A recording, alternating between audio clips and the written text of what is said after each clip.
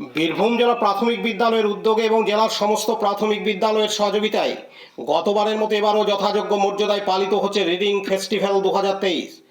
গতকাল সোমবার 7ই আগস্ট লাভপুর দক্ষিণ চক্রের অধীনস্থ মাকাইপুর নিম্ন বুনিয়াদী বিদ্যালয়ে হলো এই অনুষ্ঠান। এর মূল উদ্দেশ্য পড়ার প্রতি পড়ুয়াদের আগ্রহ বাড়ানো, সেই সঙ্গে তাদের সুপ্ত প্রতিভার জাগরণ।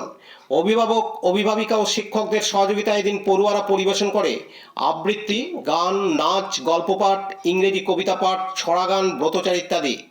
নজর কাড়ে লীলা মজুমদারের লেখা শ্রুতি নাটক। শিক্ষক সুব্রত সাহা ও শিক্ষিকা শিবানী মাঝির নির্দেশনায় চতুর্থ শ্রেণীর শিক্ষার্থীরা করে নাটক।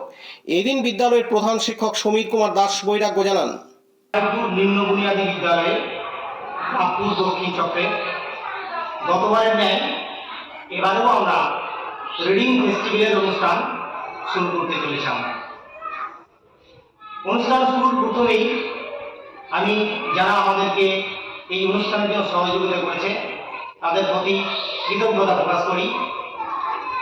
তার মধ্যে আমার বাঁ দিকে আছেন আমার সহকারী শিক্ষক সুব্রতা এবং ডান দিকে শিবানী ম্যাডাম। এদের সহযোগিতা ছাড়া এই অনুষ্ঠান করা সম্ভব নয়।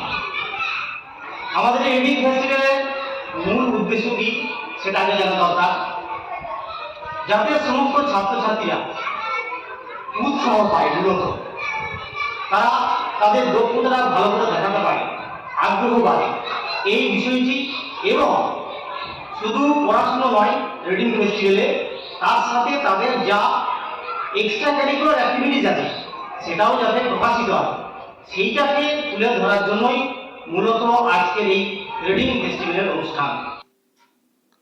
পতিত পাবন বৈরাগ্যের report, Birbhum RC TV, Labhpur.